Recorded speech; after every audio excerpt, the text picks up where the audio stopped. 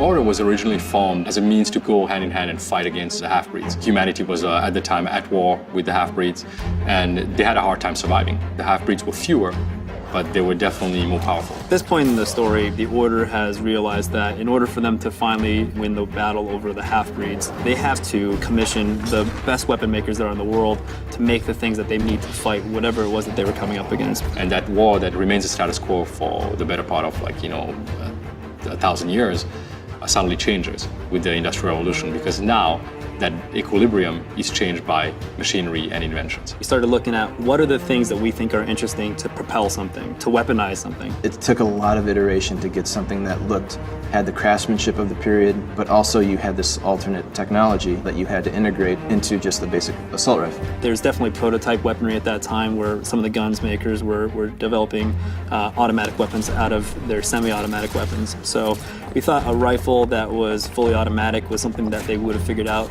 Designing, the Knight's kind of bread and butter, which is the combo rifle. That was kind of the challenge of, just looking at all the issued rifles through all the ages and Industrial Revolution up to World War II and trying to pick the tone of what we wanted to hit.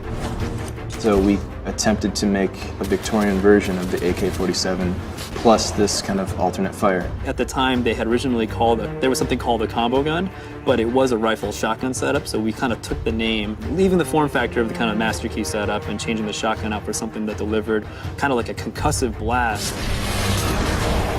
There's plenty of conventional weaponry that feels like it fits in that era, but then there's a little more kind of prototype weapons that are definitely kind of pushed in terms of what was available in the time. For years, I've been watching videos online of, thermites, this cool thing, and people don't really know much about it, but you ignite this aluminum oxide powder, and it turns into this big, sparking, thing that can weld, it can cut.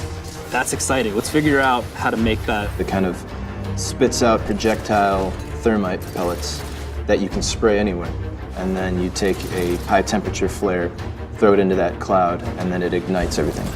You could do it in that order, but what if you were to actually fire the flare first, set that up, and then spray the thermite after? It's got multiple different ways that you could play it. That's interesting. So we just kind of kept on going down that path of figuring out what things that maybe, don't get a lot of exploration in other games for weapon ideas. We wanted to make sure nothing felt contrived. So we went to a meticulous level of research and trying to find, as we're putting together these slightly fantastical devices, how we can make them feel grounded in the technology of the era. We were looking at Edison and Tesla, and so we said, okay, well, electricity has got to be something that we play with, and everything's being electrified at the time period, so let's put that in one camp. We've actually used Tesla as one of our main points of contact in the game.